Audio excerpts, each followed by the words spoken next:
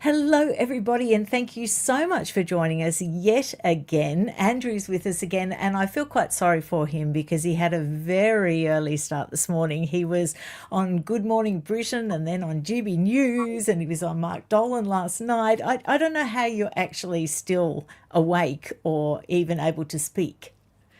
Well, no, it's exciting that there is this interest, but yes, there's a lot of people calling on me. I also wrote a piece for the Mail overnight, and a piece for the Express yesterday. So Oh, it's gee. busy, but always nice to be Yeah. with you. And of course, new headlines today, new revelations, some Yes, developments. I think we are beginning to move the dial on this, I and I think think so. Andrew may face justice, and indeed many other people.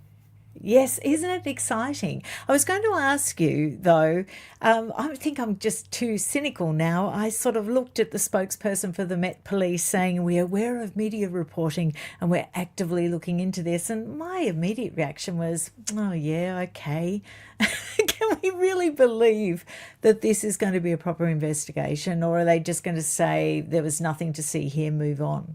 Well, I mean, that's what's happened in the past. I'm just hoping that they will realize the anger that there is in the public, and I think there will be some media pressure on them. So I think they're going to go through the business, whether at the end they just say nothing to see here. But I think there are very clear signs that there was malfeasance in public office. There are abuses of the Data Protection Act. And so I do hope that they will continue with it. And I'm certainly calling for it. And indeed, on Good Morning This Britain, was saying that I think he may well go to prison. And of course, there is a precedent for this. There are charges now, rape charges laid against the son of the Crown Princess of Norway. And so, there is, I think, a growing feeling that even members of the royal family are not above the law. And I think that would bring some resolution to this, because I think for too long he's been protected. And I think it would send out a signal that the establishment will not protect their own in future.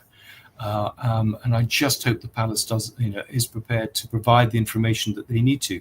The police protection officer needs to be interviewed. We need to know whether he did conduct investigations. He would have had close connections with the FBI, and whether he reported this to his senior up the line, and what was done about it. I think there could be a fudge here, but this is a good example where if the palace really wants to deal with this, they need to be very open about actually what happened. I think there's still strong grounds for some sort of palace or parliamentary investigation into Andrew, and a wider investigation into royal finances. I was going to say that there's been growing calls today from MPs and campaigners saying that they want to actually strip the princely title as a act of parliament. And the king, in response, has said through his spokespeople that he doesn't want to take up the parliament's time. And now I would argue that that is precisely what the people want. Exactly, and it wouldn't take up very much parliamentary time. So these are all with the usual mealy-mouthed excuses. They're also, he has the power through latent letters patent to do all sorts of things. So if they want to do something, they could do it. They're making excuses, I'm afraid. All it's doing is undermining the authority of King Charles. Instead of acting decisively and actually properly, looks like they are just protecting this guy who each day bring even more sordid revelations.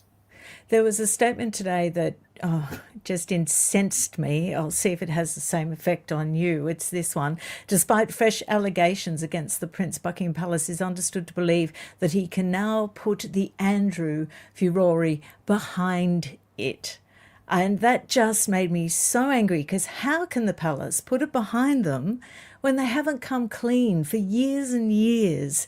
And they could have provided ample evidence to result in some sort of criminal investigation, proper investigation. They've withheld information. You know that better than anybody.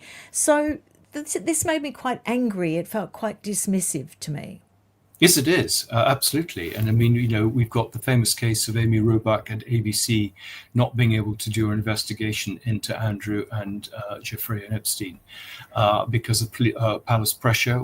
Time and time again, I have quotes in the book of the press going to the palace denying it at straight lies, and then when they were proved to be wrong, then trying to use lawyers to shut the story down. So I'm afraid, actually, Andrew does risk. I ended the book by saying that Andrew risked bringing the monarchy down. And I think this is actually beginning to happen. He's now causing collateral damage elsewhere. It's the same old thing, too late, too little. The arrogance of these guys just amazes me. Yeah, it was almost really pulling rank and hoping that it all would go away, and it was so dismissive. I've been Well, going back we're little today. peasants, remember. Sorry to Yeah, interrupt you. We're no. little people, and these people, should be allowed to rule the world and do their own thing. It's sort of coming across that way. I don't know whether it's actually just fear. They might be feeling the fear at the moment. Virginia Giuffre's allegations, when they were first raised, we now know because of your book and others' work that most of the statements that they put out, and they did make formal statements. I went back and read them all today, and we now know that the statements were patently untrue. Their excuse is that basically the Queen took Andy's word for it. When I was reading back through all these statements today that seemed very contrived, I thought, well, did they really believe Andy's word, or did they just believe that they could help him get out of it, that they could help him get away with it? Well, they wanted to believe his word. I think you're absolutely right. With the royal family, it's only when they get caught that they address anything, and then they do something. I know from my research on the Duke of Windsor that the police protection officers report back to the monarch, and it would have been very easy for the Queen and the Queen's private secretary to have asked the police protection officers for anything to support stories. So, for example, the files now on the logs now for the night that Andrew returned to Buckingham Palace after seeing Geoffrey the first time in London. Those were first of all withheld on national security grounds after an FOI request, and then destroyed. I mean, I don't quite know why they should be destroyed. There's plenty of evidence that if they wanted, I mean, the PPO knows the movements of their principal. They could easily have found out what he was doing. If he was innocent, he could easily have said, look, we're going to make an exception. Here is a guy on oath saying, I wasn't there, I've never met this person, etc. None of that has happened. The only person denying the allegations is Prince Andrew, and he continues to deny them in the face of overwhelming evidence about it. I mean, he's in cloud cuckoo land, this guy. But that again is what's been reported, that he, even on with the showdown, and the showdown was a 10-minute phone call from King Charles, he was still sort of bleating away that this was all terribly unfair. It's extraordinary that this inability to read the room. But just Yeah. back to entitled.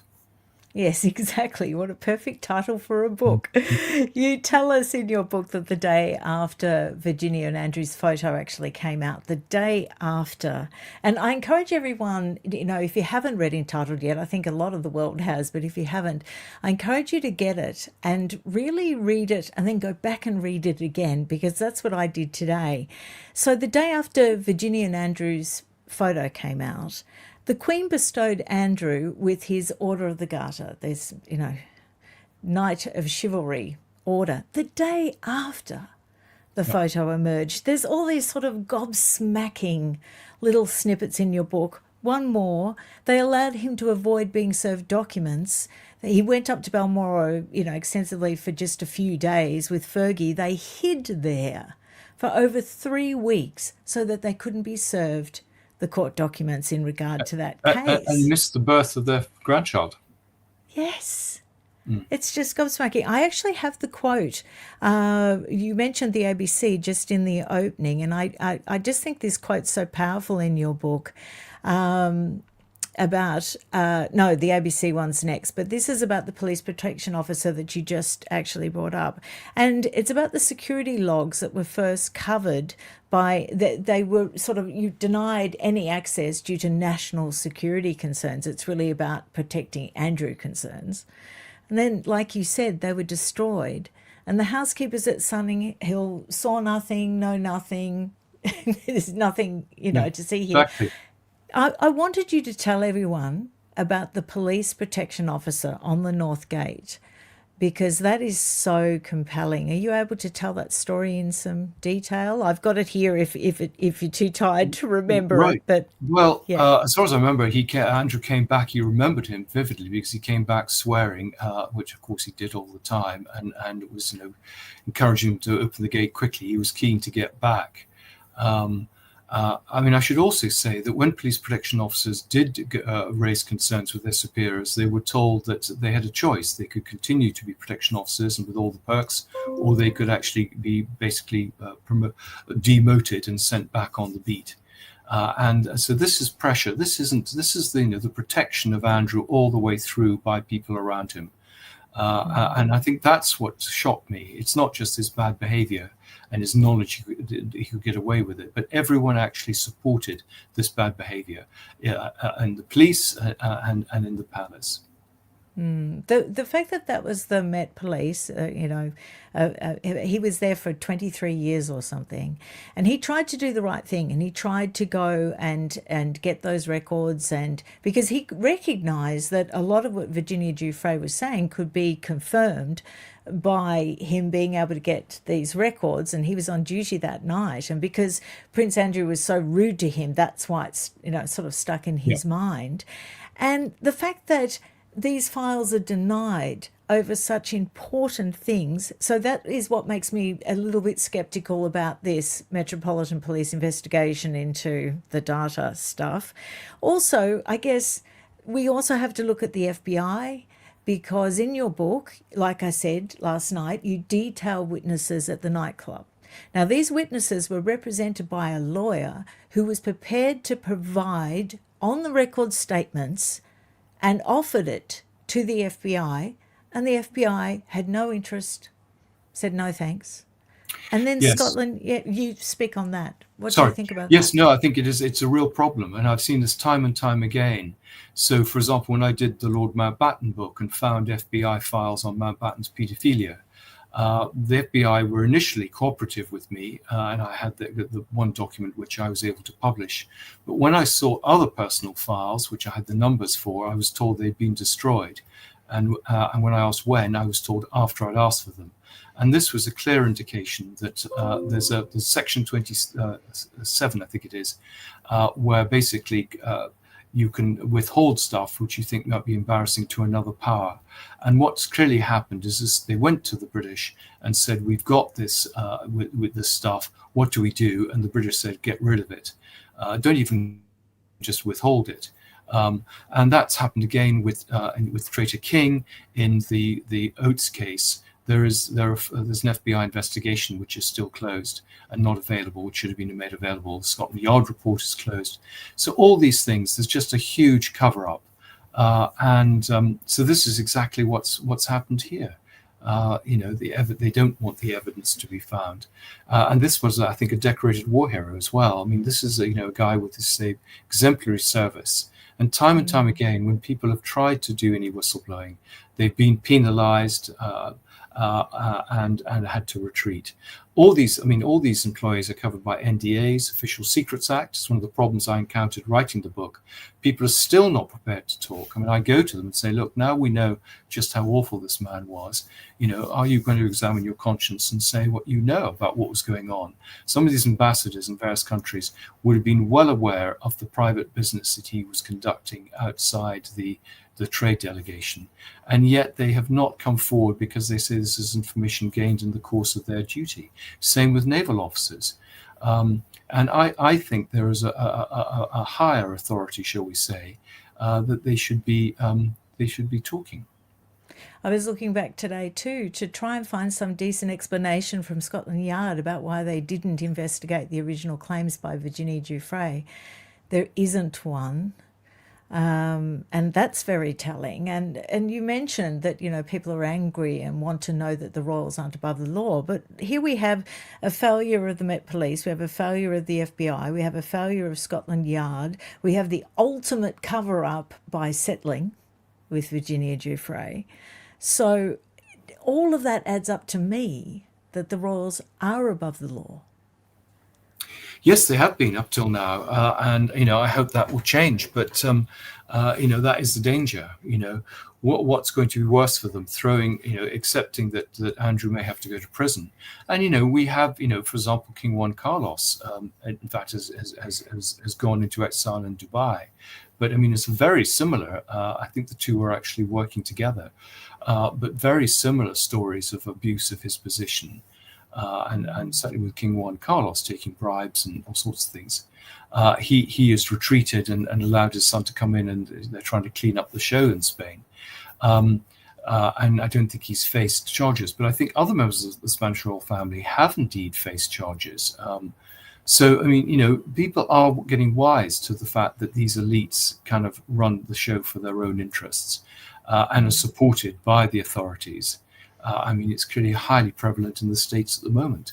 But let's hope that the British sense of fair play will work here, and the palace will actually, realize that this is very serious and they need to basically give up Andrew. I think the sense of fair play has to come from the top Yes, down. exactly. Yeah, And they talk a lot about fair play, but it doesn't always happen in practice. No. I found this interesting. We mentioned yesterday that they actually admitted in the Times article today that the king felt he had to act at last to force the prince to give up his titles. Well, he agreed to not use them because it might overshadow a state visit to the Vatican on Wednesday. And then I saw a really funny quite scathing opinion piece. The king has orchestrated a prayer meeting with the Pope under the misapprehension that the Yes. Reformation is a live issue. The Catholics have long ceased caring, and the Anglicans have simply ceased. And I Yes, just it thought was that a was such a great piece. Yeah. great line. But it's also quite telling and true. He seems to be focused on. I know people are going to think that I'm picking on King Charles. I have enormous sympathy for the fact that the man is ill. And honestly, if he isn't up to this, which I have enormous sympathy for, if he just doesn't have the heart for it, that's why I was saying, maybe it might be better to step aside. And to be fair, a lot of this mess was created under the reign of his mother, not when he was actually in power. I just don't think he's really helping the situation that much. But he seems to be focused on the wrong things. Would you think that was a fair statement? I think that's absolutely fair. I mean, Rome and fiddling that comes to mind. Absolutely. I mean, he's involved with things that interest him, but actually are not really relevant to the vast majority of the population. But in some ways, this was part of the rivalry between him and Diana, that she might upstage him. I mean, this isn't about actually, not getting coverage for the Vatican. It's actually about Andrew, all the terrible things appearing on the front pages every day about Andrew, which were not a distraction. I think you made the point. They're actually about a destruction of the monarchy. Yeah. And they really need to get real about this. That this is an existential crisis for them. And I don't think they've really woken up to that yet.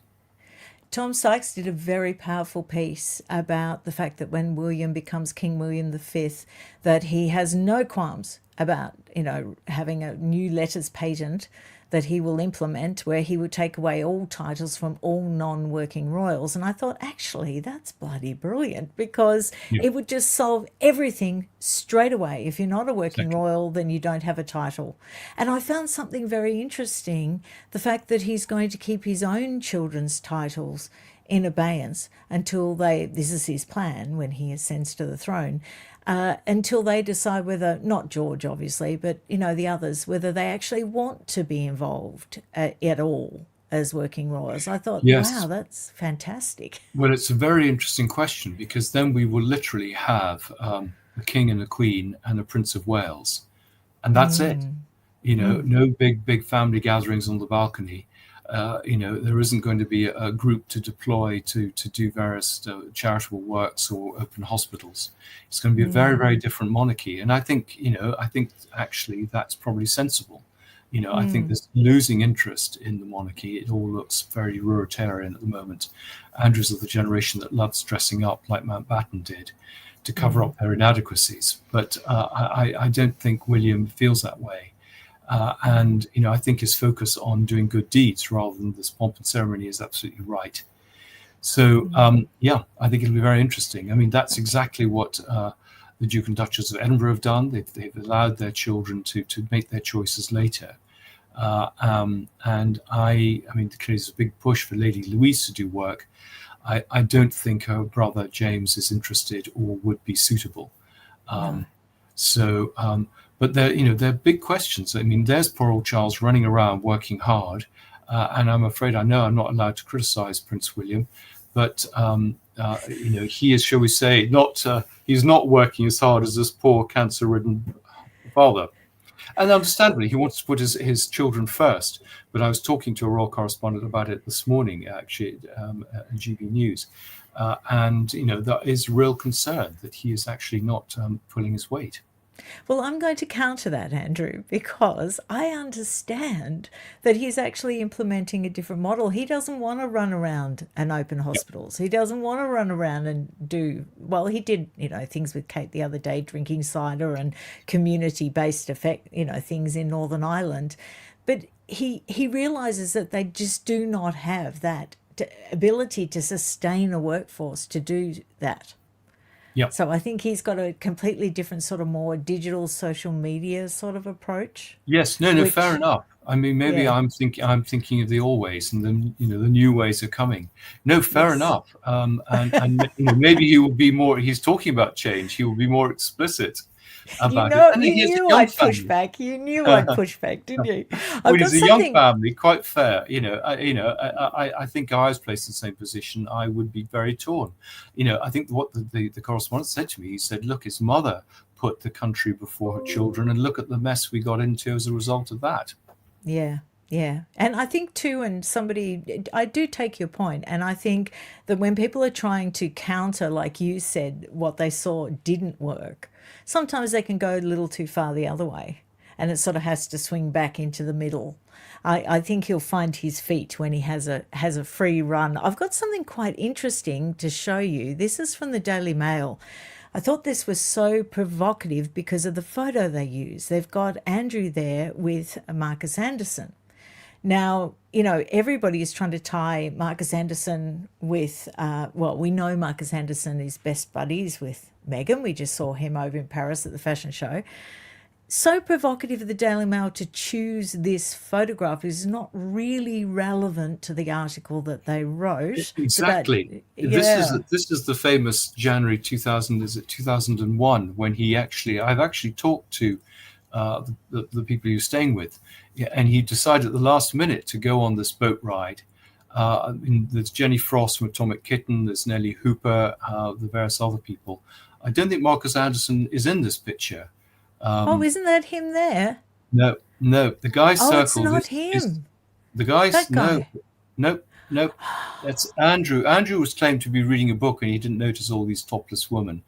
No, that's Andrew there. But That's isn't Andrew that in the Mike? middle. No. Yes. So who's that guy? I can't remember. I think It's I had not to Marcus Anderson. but it's not Marcus Anderson. I had to Oh, take some stuff. everybody's saying it is.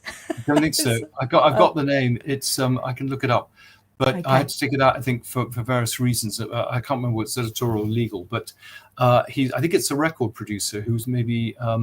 But it's the problem with that picture is a lot of those people had.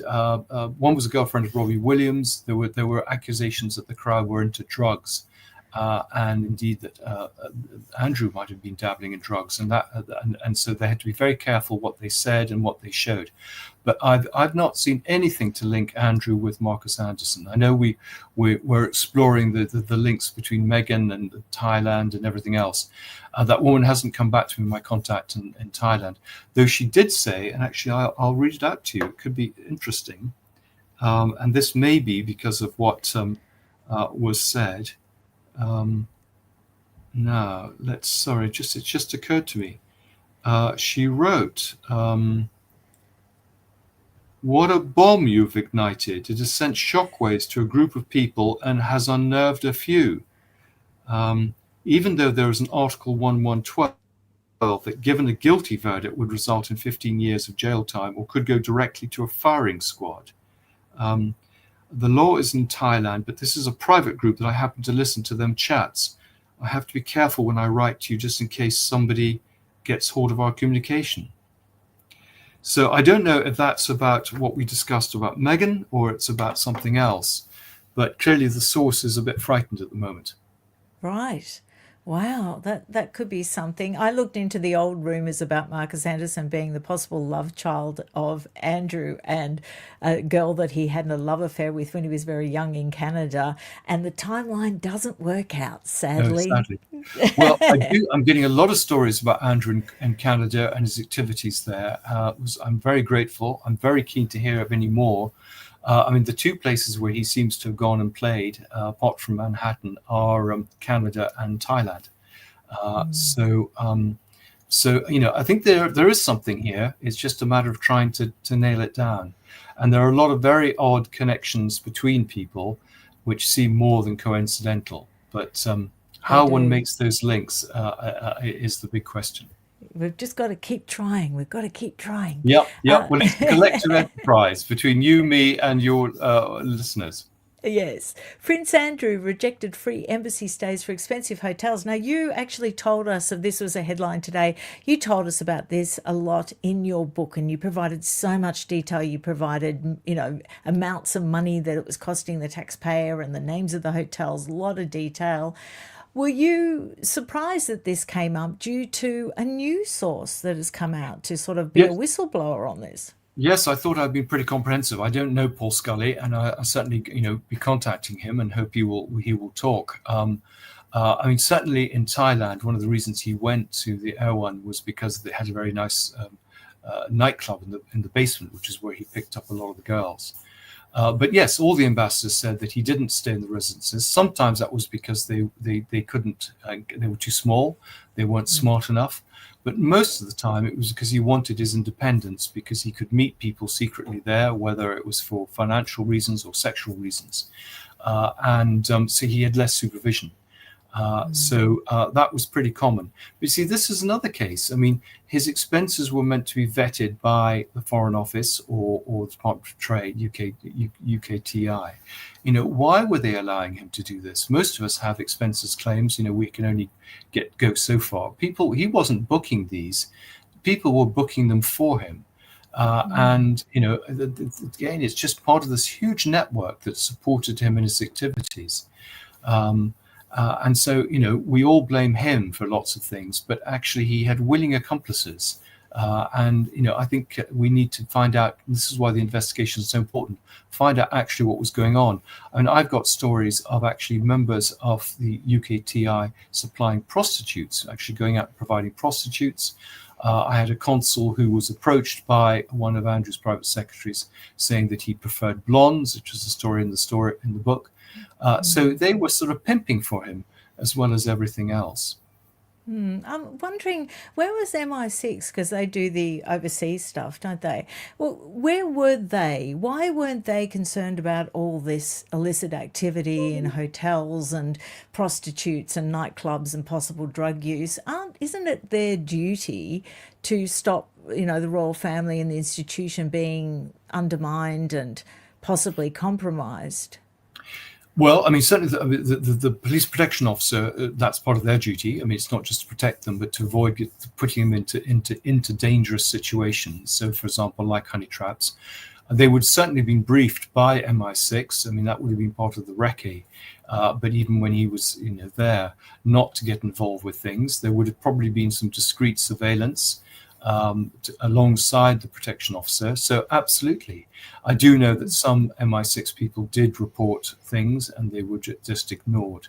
And that referred both to financial affairs and to actually sexual matters. And of course, many in the palace have close connections with the intelligence services. They're often recruited there. The former head of MI5 went to the royal household. Christopher Geit, the private secretary, had strong intelligence links. So, and in fact, a friend of mine who was in MI6 was asked to be a private secretary at one point, or an equerry, which is an unusual position. I mean, you could see the reason for them to be seconded from the armed services, but not from the intelligence services. So, of course, they would have known. And this is what's so odd. It's all part of this large protective bubble that Andrew operated in. And it's interesting that Paul Scully's come forward, and I hope others will do the same. Before I forget, people have asked me to ask you. It's been glaringly obvious that the main people taking the hit for the whole Epstein file thing so far has been the Brits. And they're asking you, is that because as yet Congress hasn't, actually released the Epstein files, the oversight committee, and then will we see more of a swing towards American, you know, people Yes, that I are think we doing the will. wrong I thing, mean, or there do have you been think it will hints. swing? It will swing back, absolutely. There have been hints, and names have been mentioned, or sort of jobs have been mentioned. Um, I think that one of the reasons is a lot of the stuff that's coming out has been leaked, I think, by Ghislaine Maxwell. It's a sort of, she might have had access to this material. Her point of contact is Daphne Barrick, who's the person writing these articles. So, and they're being bought by the Mail, and then sub-licensed to the Sun. So. I think that's the reason. I think Ghislaine clearly was never a great fan of Fergie, and she's kind of put the boot in there. And she's now turned on Andrew. And I think this is part of a campaign to sort of win her spurs and get her pardon. But yes, we will see American names, I'm sure. Not all the American names. I think we'll also see some more British names come out.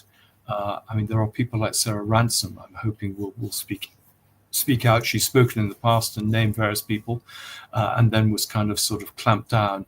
But she's doubled down again after that and repeated some of these names. So I'm hopeful that not that the pressure will be taken off Andrew, but it will be seen that this is a much wider conspiracy network, whatever you want to call it, than people realise. The focus has always been on Andrew and Jeffrey, and there are clearly many other victims, and many other perpetrators. Yeah, true, true. Um, Yeah. but it's interesting, Acosta has never really been challenged about what he called, basically the intelligence links of Epstein, which allowed him to have the sweetheart deal. So there's been a little bit of people pulling their punches and not asking the questions that they should be asking in Congress and the Senate.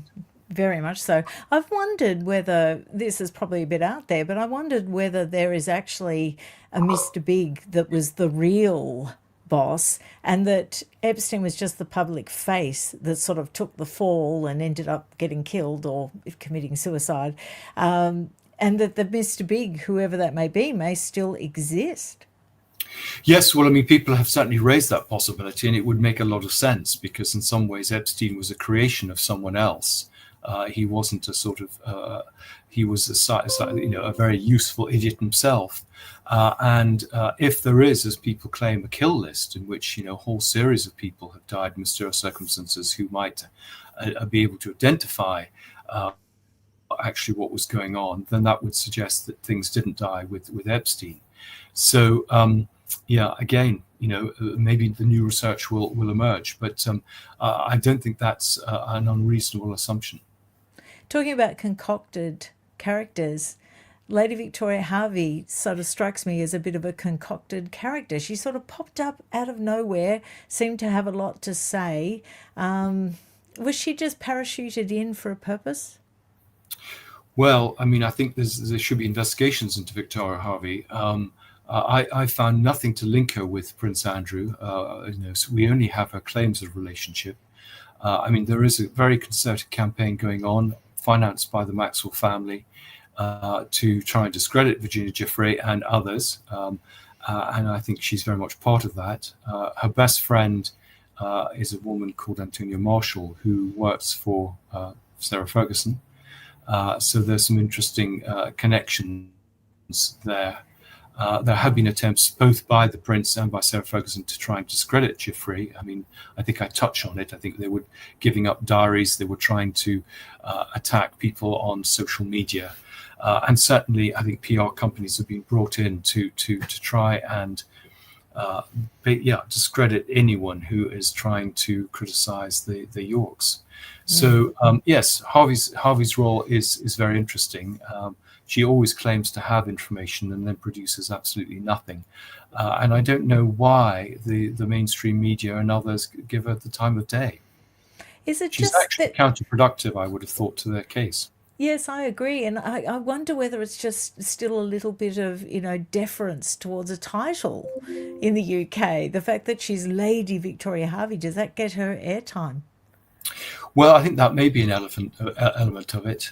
Yeah, it may be that people have got, need to provide a balance, need to provide some other commentator, and so Yeah, she is the person that's always put up, always willing to be put up. yeah. Um, but what is in this for her? Is she being paid?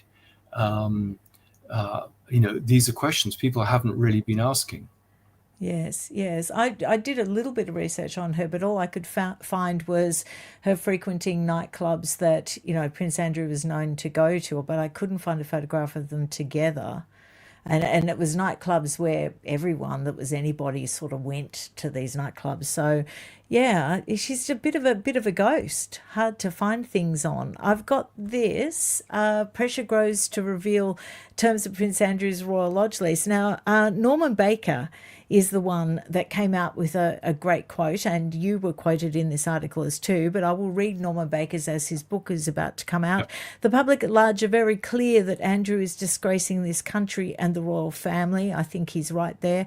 If Andrew is not willing to move on from Royal Lodge to a residence more befitting of his diminished status, it's clear that the terms of the lease need to be brought forward into the public domain.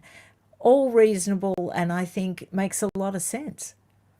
Yes, absolutely. And there was an ironclad lease there. I think it was looked at very carefully, by the Queen's lawyers, not just Andrews. I mean, the whole purchase, the whole arrangement is shrouded in mystery. It's a Crown estate property. It should have been offered to the wider market. They hide behind concerns of security and things.